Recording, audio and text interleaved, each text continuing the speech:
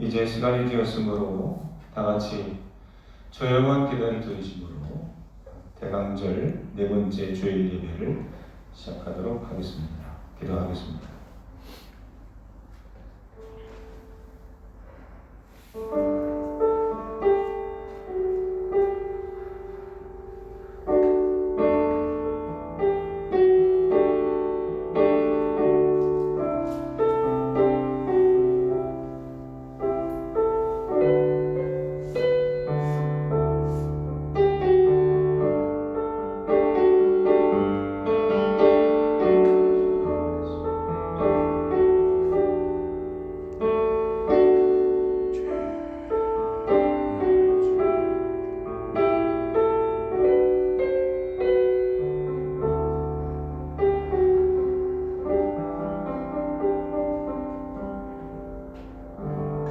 광야에서 외치는 자의 소리가 있어 이르되 너희는 주의 길을 준비하라.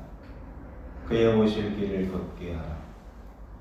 모든 골짜기가 메워지고 모든 산과 작은 산이 낮아지고 굽은 것이 곧아지고 험한 길이 평탄하여질 것이요 모든 육체가 하나님의 구원하심을 보리라 함과 같으리라. 아멘. 찬송가 77장입니다. 찬송가 77장.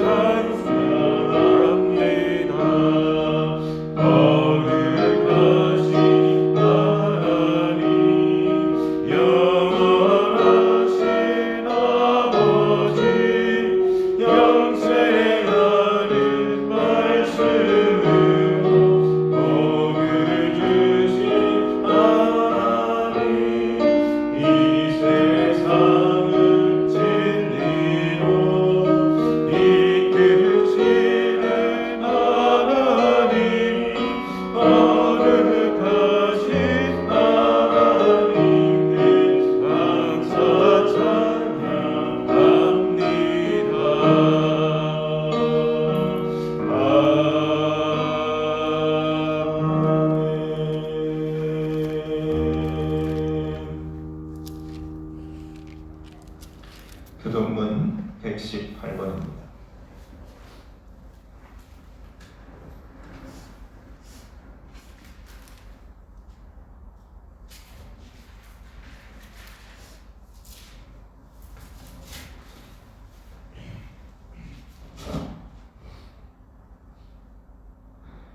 나는 시온의 의가 빛같이 예루살렘의 구원이 횃불같이 나타나도록 시온을 위하여 잠잠하지 아니하며 예루살렘을 위하여 쉬지 아니할 것인즉 이방 나라들이 내 공의를 뭇 왕이 다 내 영광을 볼 것이요 너는 여호와의 입으로 정하실 새 이름으로 일컬음을 될 것이며 너는 또 여호와의 손에 아름다운 관, 내 하나님의 손에 왕관이 될 것이라.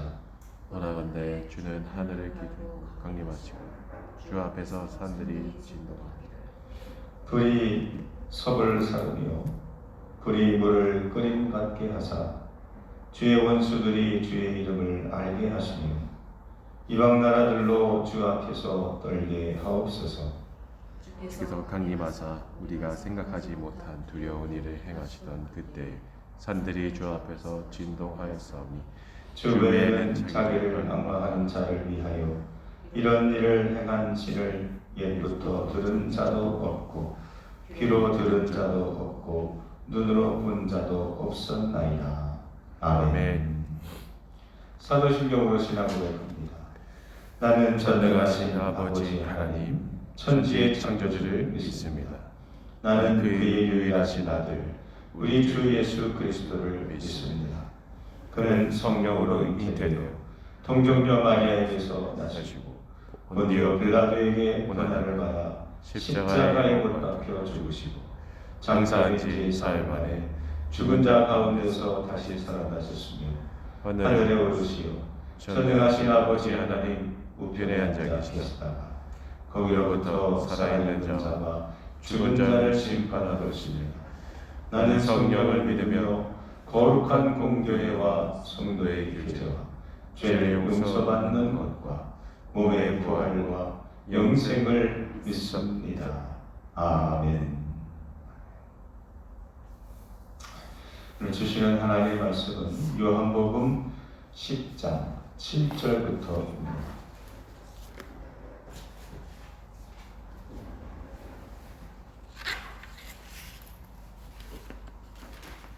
요한복음 10장 7절서부터 21절까지 말씀, 예수님은 누구신가?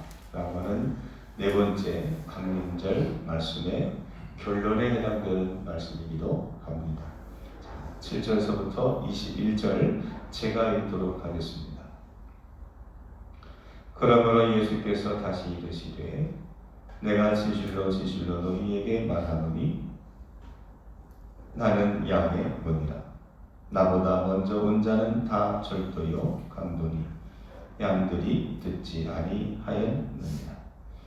내가 문이니 누구든지 나로 말미암아 들어가면 구원을 받고 또는 들어가며 나오며 꼴을 얻으리라.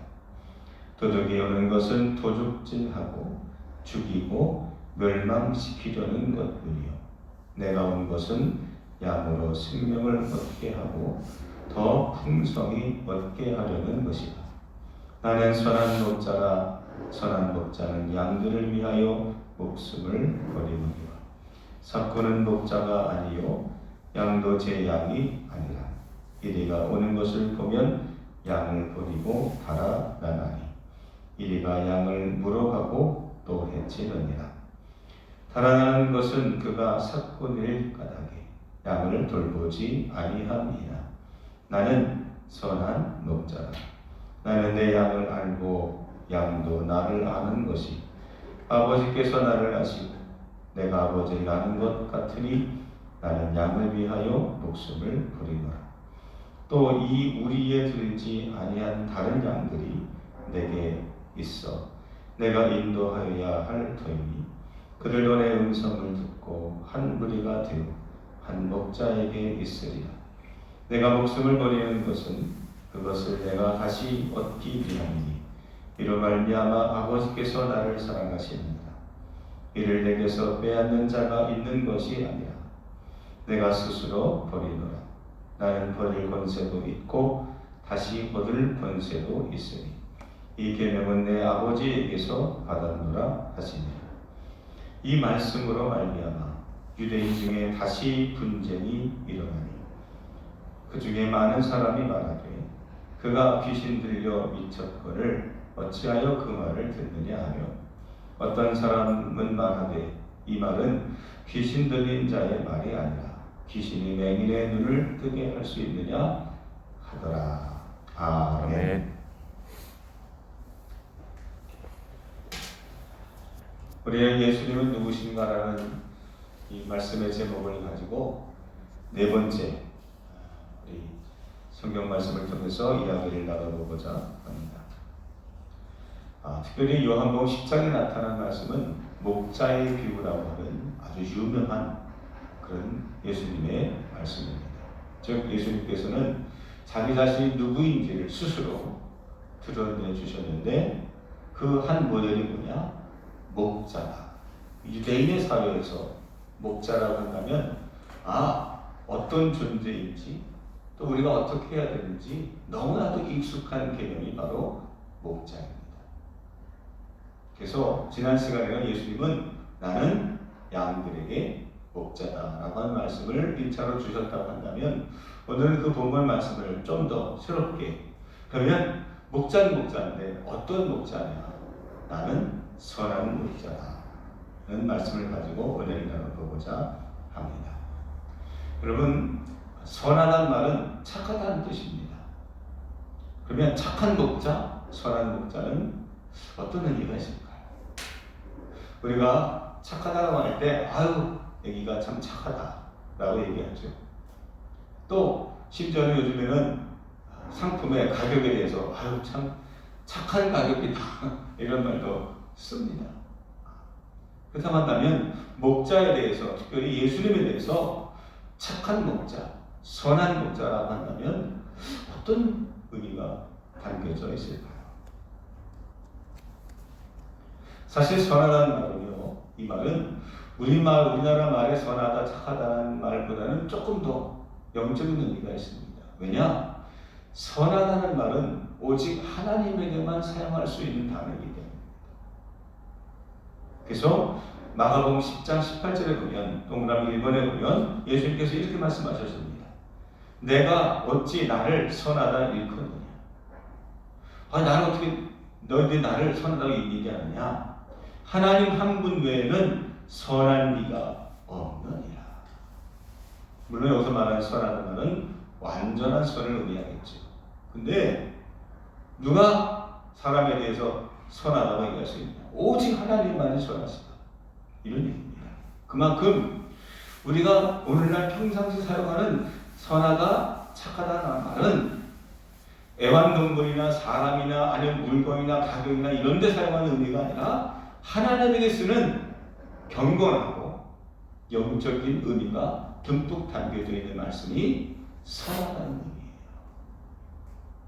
그러므로 우리는 나는 선한 목자다라는 주님의 자기 계시의 말씀 앞에 우리가 가지고 있던 세상적인 개념과 우리가 갖고 있었던 고정관념이 아닌 영적인 부분에서 우리는 해석할 수 있어야 돼요. 예수님이 오직 한 분만이 선하시다고 얘기하셨는데 스스로 왜 자기 자신을 가리켜서 나는 선한 목자라고 얘기하실까? 이거는 하나님과 관련이 있고 이것은 세상이 아닌 영적인 우리가 의미를 갖고 있기 때문입니다. 그렇다고 한다면 선한 목자는 어떤 의미가 있습니까? 첫 번째는 양이 아닌 목숨을 버립니다. 선한 목자는 양이 아닌 목숨을 버리는 사람을 선하다 얘기합니다. 세상에는 목자가 많이 있습니다. 이스라엘 사회는 목자가 많았습니다.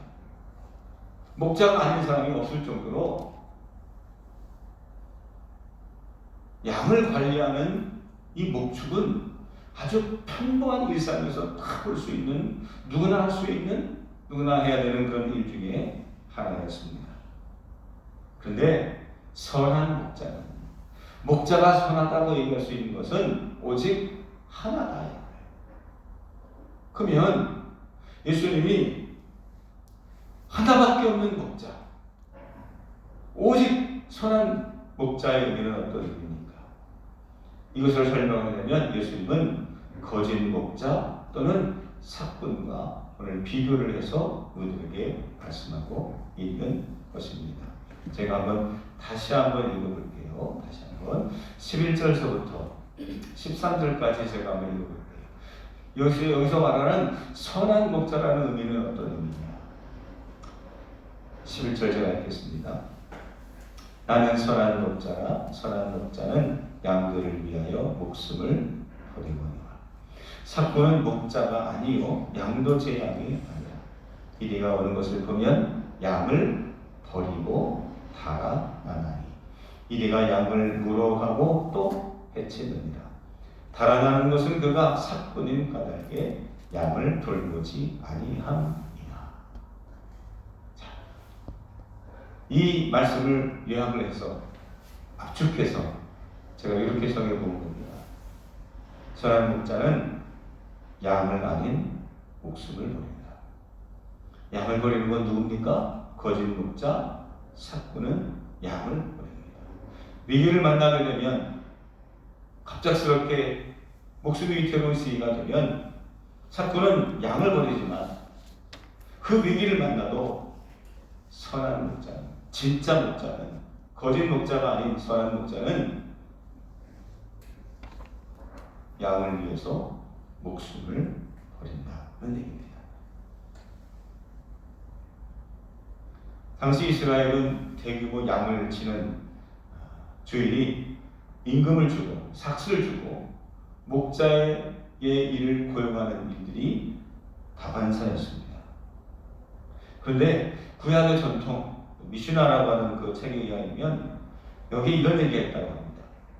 그 삭그린 그 목자가 주인과 이런 계약을 맺는다고 합니다. 그 양을 잡아먹으려고 하는 이리가 오는데 이리가 한 마리이면 내가 그 양을 지키고 만약 한 마리 이상 되면 2마리, 3마리 오게 되면 양을 포기하고 도망가도 좋다라는 하는 계약 조건이, 암묵적인 계약 조건이 있다는 겁니다. 그 한 마리의 기준이 뭡니까? 한 마리는 내가 맞서 싸워서 이길 수 있다는 거죠. 근데 2마리 이상 되면 여러분 이 하나와 둘은 단순히 2배 차이가 아니더라고요. 이건 3배, 4배, 10배 차이가 납니다. 그러니까 지킬 수 없는 거죠. 즉 자기 목숨을 걸고 양을 지킬 의무가 없다는 겁니다. 이게 주인도 삭군도 계약의 암묵적인 합의가 이루어진 거예요. 그렇기 때문에 이해가 오게 되면 몇 마리 오게 되면 양을 버리는 것이 그게 이상스러운 얘기가 아니라는 얘기입니다. 삭군은 양보다 자기 자신의 안전을 생각하는 건 당연한 이야기죠.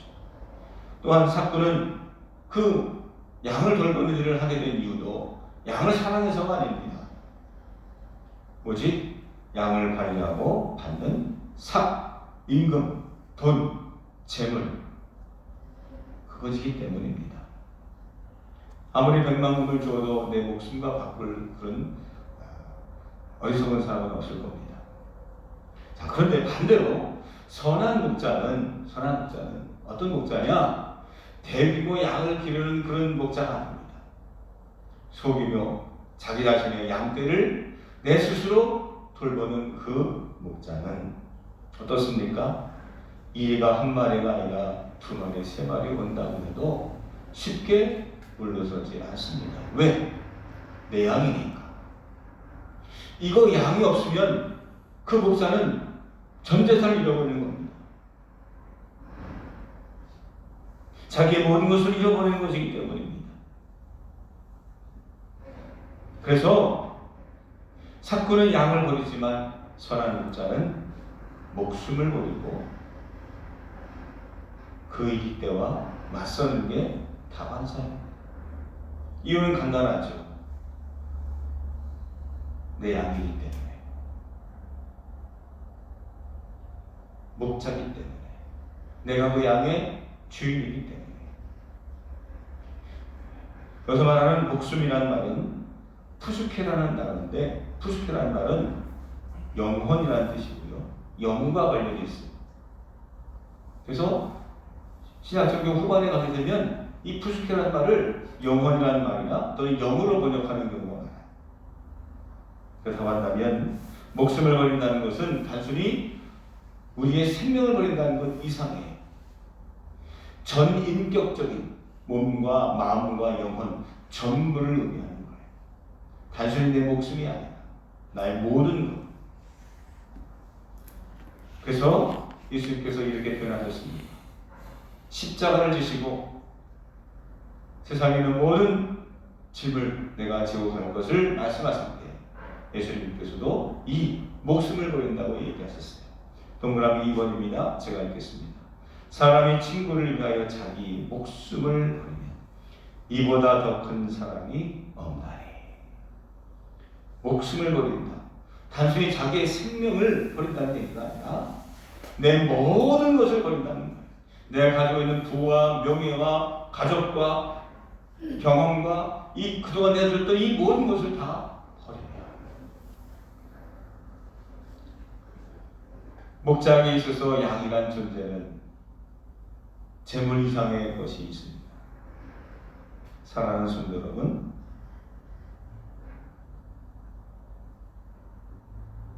거짓 목자가 아닌 선한 목자, 사꾼이 아닌 주인과 같은 그 마음으로 이 땅에 오신 예수 그리스도를 알고 만나고 날마다 경험하고 그분을 바라보는 자 되시기를 주님의 이름으로 축원합니다. 아멘. 주님처럼 이렇게 참되고 선한 신앙의 지도자를 만나는 것은 성도들의 큰 복입니다. 즉 성도의 축복은 뭐냐? 내가 잘되고 내가 성공하고 내가 부자가 되고 내 뜻을 이루는 것도 있지만 성도에게 가장 큰 축복은 뭐냐? 좋은 지도자를 만나는 겁니다. 그렇게 되려면 어떻게 됩니까? 선한 목자와 사꾼 목자를 구별할 수 있어야 됩니다. 얼마 전 그런 기사를 뉴스를 듣고 너무나 깜짝 놀랐습니다. 안산에 있는 모 개척교회 목사가 80억 해당되는 재산을 소유하고 있고 온갖 그 성도에게 그 헌금을 강요하고 갈취하고 그것을 누렸다는 그 뉴스를 이렇게 보면서 얼마나 과장된 게 있을까 하면서도 실제적으로 저는 그런 생각을 했어요. 아니 왜 그 성도들은 그걸 가만히 있을까? 월 300만 원씩 헌금을 강요할 때 안 되면 성도들을 때리고 할 때 그걸 왜 막고 있을까? 이런 생각을 했어요. 좋은 목회자를 만나는 것도 복된 성도의 축복입니다. 그러려면 누가 해주는 것이 아니라 분별할 수 있어야 됩니다. 거짓 목자와 선한 목자를 잘 분별하고 경계해야 됩니다. 말세가 될수록 거짓 목자들이 많이 발생하는 것을 주님은 우리에게 경고하셨기 때문입니다. 동그라미 3번에 보시면 예수께서 대답하여 이르시되 너희가 사람의 미혹을 받지 않도록 주의하라. 많은 사람이 내 이름으로 와서 이르되 나는 그리스도라 하며 많은 사람을 미혹하리라. 미혹이라는 말은 그 미자가 아름다울 미자입니다. 눈으로 볼 때 너무나 아름답고 그럴싸하다는 거예요. 양의 탈을 쓴 늑대처럼 가운을 입은 사꾼 목자를 경계할 수 있어야 됩니다. 알아볼 수 있어야 됩니다. 여러분, 선한 목자는 누구입니까? 양이 아닌 목숨을 버리는 사람입니다. 두 번째, 선한 목자는 어떤 뜻이냐? 논쟁이 아닌 교제를 원하시는 목자입니다. 두 번째 주님은 말씀하십니다. 14절에부터 나는 선한 목자. 두 번째 선한 목자에 대해서 주님이 언급하시는 말씀이 나옵니다. 그 의미는 무엇일까요? 나는 너희들과 좋은 관계를 맺기를 원한다는 얘기입니다. 양에게 있어 선한 목자는 마치 주님께서 당신의 하나님 아버지와 관계를 갖는 것처럼 양과 밀접하고 끈끈한 관계를 가지는 것을 우리에게 말씀하셨습니다. 자, 14절 15절을 제가 읽어볼게요. 나는 선한 목자라. 나는 내 양을 알고 양도 나를 아는 것이. 15절 아버지께서 나를 아시고 내가 아버지를 아는 것 같으니. 내가 양들을 위해서 목숨을 버릴 수 있게 된 이유가 뭐냐? 아버지가 나를 알고 내가 아버지를 아는 것처럼 내가 양을 알고 양이 나를 알기 때문에 내가 당연히 목숨을 버린다는 거예요. 그러므로 목숨을 버리는 이유, 목숨을 버리게 되는 경위, 목숨을 버릴 수 있는 그 내면적인 자세와 그 의미를 두 번째, 나는 선한 목자라고 말씀하시면서 덧붙여서 설명하고 있다는 얘기입니다. 그러므로 양과 목자는 또 목자에게 있어서 양이란 어떤 존재냐? 단순히 내가 관리하는 목축이 아니에요. 그래서 유목과 목축은 좀 의미가 다른 것 같아요. 유목민과 목축업자는 달라요. 목축업자는요, 그 짐승이, 가축이 재산입니다. 그 이상, 그 이하도 아니죠. 근데 유목민에게서 양이나 염소나 다른 동물들은 그 이상이라는 거예요. 온종일 나와 함께하는 친구이기도 하고요. 내가 사랑하는 애인이기도 하고 반려가 되는 가족이기도 합니다. 그렇기 때문에 목자는 양을 압니다. 그 마음을 알기에 양도 목자를 압니다. 그래서 목자는 그 양들의 이름을 불러가며 관리하고 사랑하고 이끌고, 양도 그 마음을 알기에 그 목자가 자기 이름을 부를 때 그 음성을 알기 때문에 목자가 자기 이름을 부르면 따라가는 거예요. 그러면 단순히 안다는 말은 지식적으로 안다는 의미가 아니라 그 사람과의 관계가 이미 이루어진 관계를 얘기하는 것입니다. 일방적으로 목자가 양을 치는 것이 아니라 쌍방적인 교제가 이루어지는 거예요. 그래야 가능한 거예요.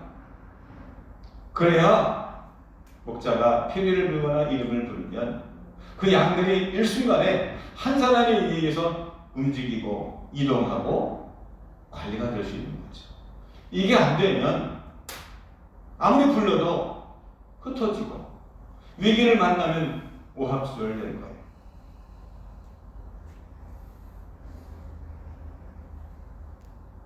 요한일서 3장 16절에 사도 요한이 이런 얘기를 합니다.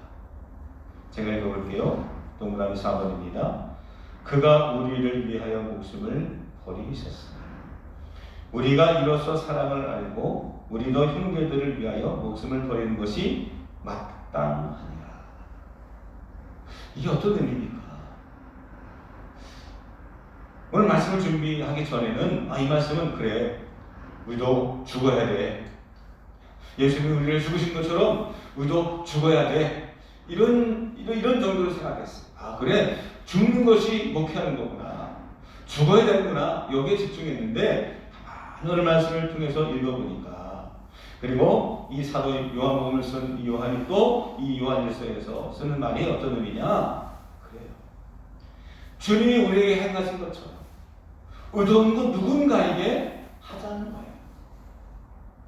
주님이 우리를 위해 살아가신 것처럼 우리도 다른 사람을 이만큼 사랑하자. 즉, 받을 만큼 주라는 거예요. 뭘 주냐가 중요한 게 아니에요. 관계를 의미하는 거예요. 주님과 우리들이 관계하는 것처럼 우리가 섬겨야 될 또 다른 우리에 맡겨진 양들과 이처럼 관계하는 것이 마땅하다는 겁니다. 양은 목자에게 사랑만 받는 것이 아니죠. 양은 목자에게 여러 가지 유익한 것을 줍니다. 뭘 줍니까? 고기를 주고 젖을 주고 털을 제공합니다. 근데 그것만 줍니까? 아닙니다. 양은 자신을 앞에 있는 그가 선한 목자임을 아는 양은 뭘 주느냐? 목숨도 줍니다.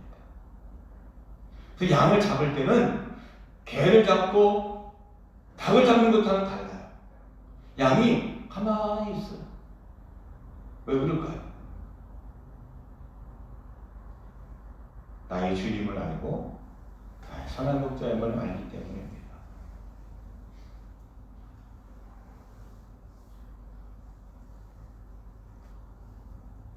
목자와 양의 사이에는 일이 아닌 관계가 이루어져야 합니다. 관계가 이루어지니까 목자는 양을 위해 목숨을, 양도 목자를 위해 목숨까지 바칠 수 있는 겁니다. 일이 아닌 관계가 이루어져야 합니다. 이 말은 목축이 아닌 소통이 이루어져야 되고, 목회나 사역이 아닌 사랑이 이루어져야 됩니다. 그렇다고 한다면 나는 선한 목자가 되시는 주님과 관계하고 있습니까? 어떤 관계에 있습니까? 어떻게 소통하고 있습니까? 얼마큼 교제하고 있습니까? 그 교제가 원만합니까? 아니면 불편합니까? 아니면 막혀 있습니까? 아니면 끊어졌습니까? 요한복음 13장 8절에 동그라미 5번에 베드로에게 이렇게 말씀하시죠. 야, 내가 너희들의 발을 씻겠다. 그래서 베드로가 절대 못합니다. 그때 주님이 뭐라고 말씀하시느냐? 제가 읽어볼게요. 베드로가 이르되 내 발을 절대로 씻지 못하시리라.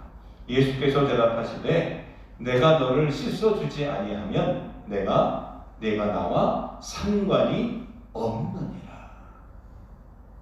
발을 씻어주고 안 씻어주고 문제가 아니에요. 예수님은 이거 행위 자체가 세속식을 뭐 언제 했느냐, 누구에게 했느냐, 어떻게 했느냐, 이 문제가 아닙니다. 제자들에게 떡과 포도주를 주고 마시고 어떻게 먹었느냐, 이게 중요한 게 아니에요. 포도주가 아니라 물이면 안 되냐, 막걸리면 안 되냐, 이 문제가 아닙니다. 떡과 포도를 나누는 성찬 예식이다. 그 바들을 시켜주셨던 세족식이든 주님께서 원하시는 것은 나와 관계를 하자.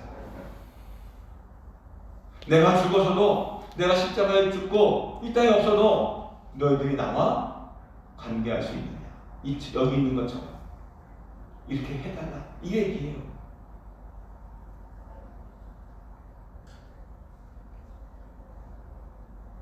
예수님이 가장 두려워하신 것은 무관심 그리고 무관계입니다. 상관없이 사는 것. 그러기에 예수님을 보고 도망갈 베드로를 끝까지 사랑하셨어요. 지금은 내 눈앞에 도망갈지라도 나와 관계하며 내가 너희를 사랑한 것처럼 너희도 세상을 사랑하며 살게 될 것을 예수님은 아셨고 그렇게 되기를 기대하셨습니다. 반면에 오늘 19절에서 21절의 말씀은 유대인들, 특별히 바리새인들이 또 논쟁에 처하게 된 상황을 우리들에게 전하고 있습니다. 19절 말씀을 보니까 이 말씀으로 말미암아, 즉 이 선한 목자가, 나는 선한 목자라는 예수님의 이 말씀 앞에 많은 유대인들이 다시 분쟁이 일어납니다. 도대체 예수가 누구냐? 저 거짓말하는 사람 아니냐? 귀신 들려서 미친 사람 아니냐? 그렇습니다. 유대인들, 특별히 바리새인들과 수많은 지도자들은 논쟁하기를 좋아했습니다. 즐겨행했습니다. 또 이 사내들인 공의회가 있는 까닭은 여러 가지 다른 가치관과 다른 생각을 갖고 있는 사람들이 서로 무엇이 옳으냐, 어떻게 해야 이게 하나님 뜻이냐를 논쟁해야 되는 그런 기구죠. 그래서 이들은 율법을 가지고 연구하고 적용하고 해석하는 일에 그 공의의 사람들이 많은 시간과 노력을 기울이는 건 그건 나쁜 건 아닙니다. 마태복음 22장에도 보면 가이사에게 세금을 바치는 것이 맞는지 틀리는지, 또 부활이 이게 적절한지 아닌지, 그리고 말씀 중에서 가장 큰 계명이 있다는 그것이 무엇인지, 이런 기타 등등 많은 수많은 논쟁들이 있었어요. 그런데 한 가지 아쉬운 것이 있는데, 예수님이 누구시냐? 예수님이 하나님의 아들 맞냐? 그분이 메시아냐 아니냐? 이거는 논쟁의 주제가 될 수 없다는 거예요.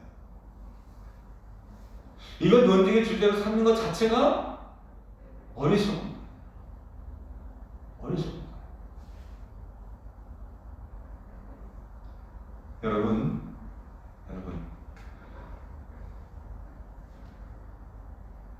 우리 집에 같이 살고 있는 그 아주머니가 내 어머니인가 아닌가 이렇게 고민하는 아들이 있다면 어떻습니까? 야, 좀 더 고민해봐 이렇게 조언해 줄 수 있나요? 아니죠.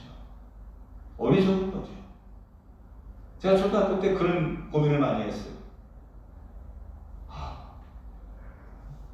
다 아시다시피 다리 위에서 주워왔다고 그래서 정말 나는 아무리 봐도 그 부모님을 닮은 구석이 없어요. 그래서 난 정말 주워왔나 보다 고민을 많이 했던 기억이 나요. 어리석은 거죠. 우리 주님은 논쟁의 주제가 아닙니다. 주님이 내게 누구이며 어떻게 생각하는지에 대해서 주님은 별 관심이 없었어요. 야, 사람들이 나를 누구라고 하느냐? 사람들이 어떤 사람들은 세례 요한이라고 하고 엘리야라고 하고 선지자라고 하고 뭐 이렇게 얘기합니다. 별로 관심이 없었어요. 예수님은 어떤 기적과 이적을 행하시면서 어떤 사람들이 말하는 큰 성공을 이루고 그리고 그 당시 많은 유대인들이 흠모했던 국가의 독립을 추진하고 이런 데 관심이 없었어요. 개인의 안녕과 또는 성공 이런 데 관심이 없었어요. 오직 주님은 어디에 관심이 있으셨느냐? 지금 내 눈앞에 있는 저 목자 없는 양 같음을 보시고 주님은 눈물 흘리셨고 내게 어떤 사람이 찾아오든지 간에 그들을 버리지 아니하시고 최선을 다하시고 마치 목자가 양을 대하는 것처럼 그들을 편에 쓰시고 그들의 안녕과 영혼을 위해서 최선을 다하셨어요.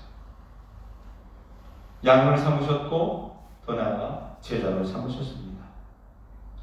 양과 목자의 관계이든 또 제자와 스승의 관계이든 아니면 지체와 몸의 관계이든 어떤 관계가 정의됐는지 간에 주님은 우리와 뭐 하기를 원하시느냐? 관계하기를 원하셨어요. 어떤 사람에게는 치료자로, 어떤 사람에게는 친구로 식사를 같이 해주시고, 어떤 사람에게는 재판장에서 목숨을 구해주시기도 하고,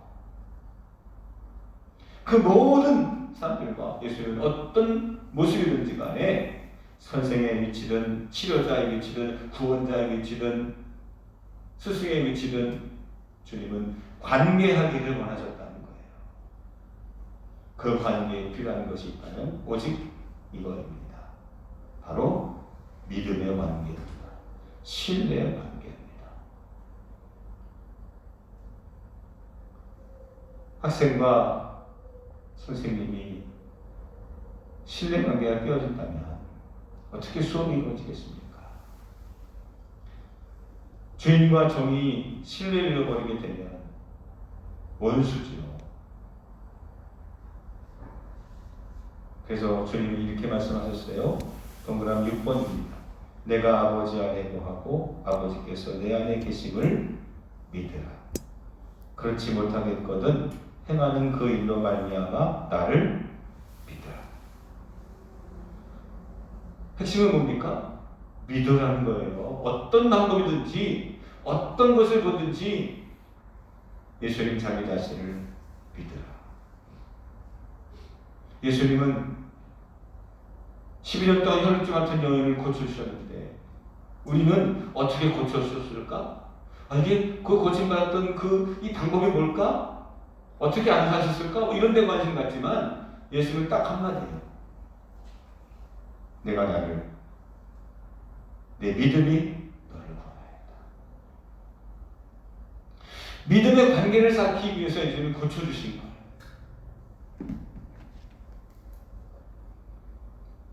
이제 말씀을 정리하려고 합니다. 넉 주간의 우리 강림절 말씀의 결론이기도 합니다. 제가 한번 읽어볼게요. 결론의 부분을. 예수님은 누구이십니까? 주님은 다름 아닌 여러분 자신에게 묻고 계심을 알아야 합니다. 베드로뿐만이 아닌 모든 영혼에게 목숨을 아끼지 아니하시며 십자가를 지면서까지 우리들에게 끊임없이 질문하십니다. 나에게 주님은 어떤 분입니까?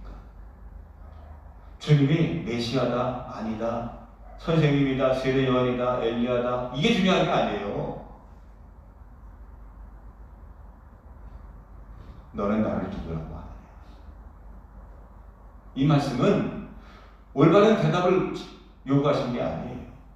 그래서 이 마태복음 16장 13절 이하에 베드로에게 질문하신 것, 그 본문을 어디에 관심을 두시느냐?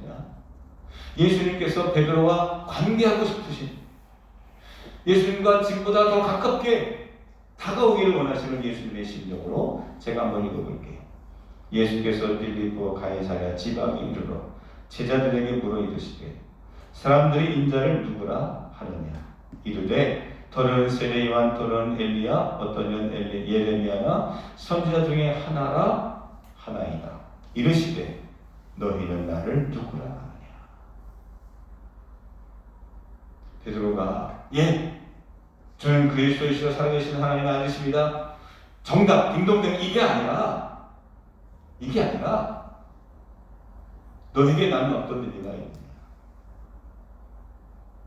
나를 그런 사람들처럼 보지 말고 나를 믿음의 관계, 신뢰의 관계, 나와 함께 그 십자가를 지는 그 목양의 길로 가기를 주님은 원하셨습니다.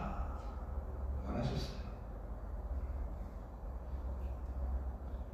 그러므로 예수님은 누구신가라는 이 질문은 누구냐가 중요한 게 아니라 내 어떤 고백이든지 받기를 원하셔서 주님께서 나와 함께 관계 맺기를 원하시는 주님의 그 절규 같은 요구임을 우리가 받아들여서 오늘도 주님과 상관없는 사람이 아닌 주님과 관계하는 자가 되시기를 주님의 이름으로 축원합니다. 아멘.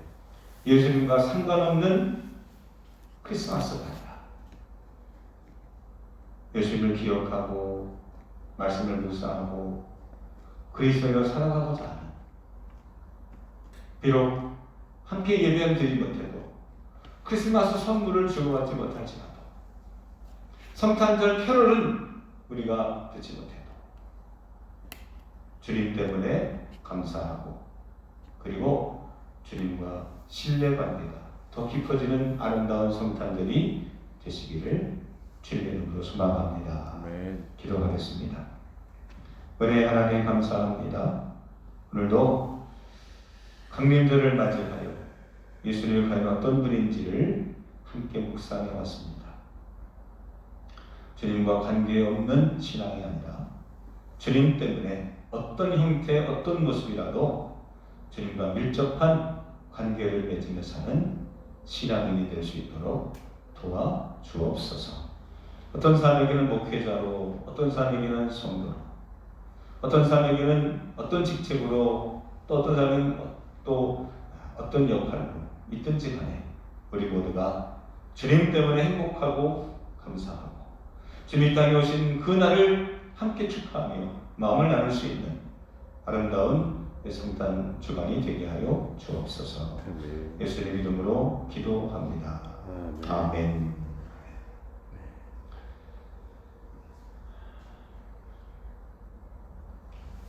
찬송가 378장.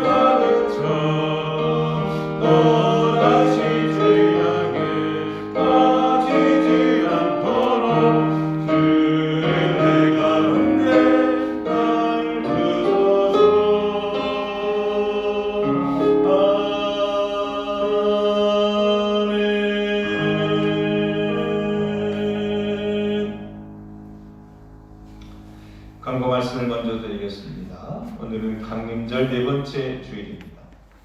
예전과 상관 있는 크리스찬들이 되시기를 소망합니다. 이번 주간이 바로 성탄 예배가 있는데 아쉽게도 이 성탄 축하 예배마저 비대면 예배로 실시간 영상으로 드리려고 합니다. 25일 11시에 드립니다. 아쉽지만 실시간 밴드를 통해서 영상으로 들으시고 성탄절 감사문도 통장으로 이체를 해주시면 감사합니다. 오늘 2부 예배 후에는 당회 부역회로 봅니다. 우리가 예고한 대로 날짜를 더 연기할 수가 없어서 연기해도 상황이 또 나아진다는 보장이 없기 때문에 오늘 당회 부역회로 모입니다. 이 문자로 또 기획위원회로 미입을 우리 봤는데 아직 못하신 분도 있는데 꼭 이용을 해주시면 감사하겠습니다. 이 당회 부역회 상황도 실시간 영상으로 밴드에서 중계하도록 하겠습니다. 교회 달력을 배포합니다. 오셔도 되고요.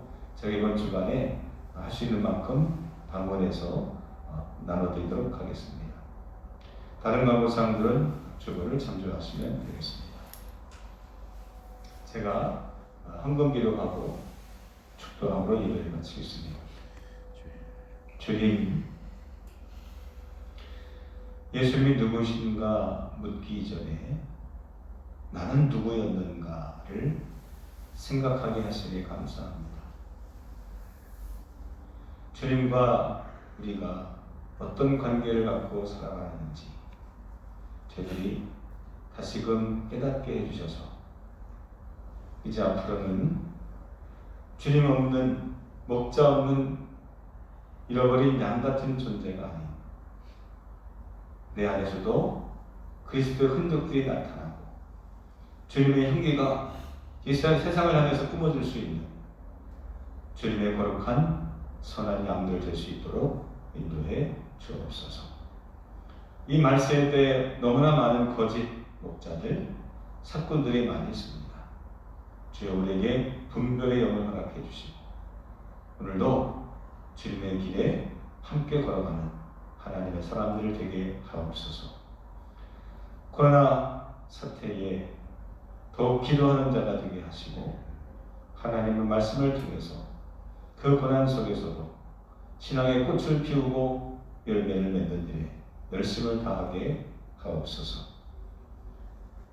드려진 예물들을 기억해 주시고 복을 내게 주셔서 물질의 부족함이 우리의 근심이 아닌 그것을 통해서 주님을 더 만나고 하나님 일하심을 깨달을 수 있는 기회가 될 수 있도록 도와주옵소서. 이제는 성부와 성자와 성령 삼일체로 함께 하시는 하나님께서 이제 모든 영혼들 머리머리 위에 함께하여 주시옵기를 간절히 축원하옵나이다. 아멘.